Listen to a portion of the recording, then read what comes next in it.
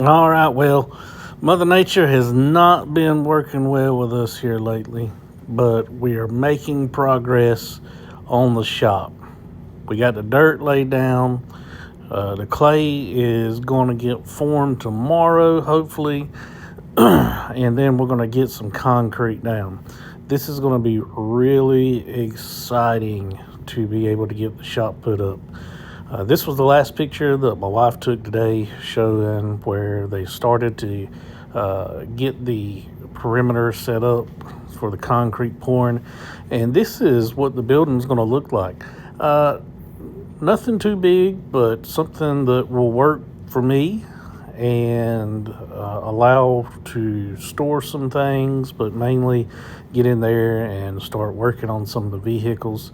The small lean-to area is going to be a place for the kids to kind of hang out, so it'll be great.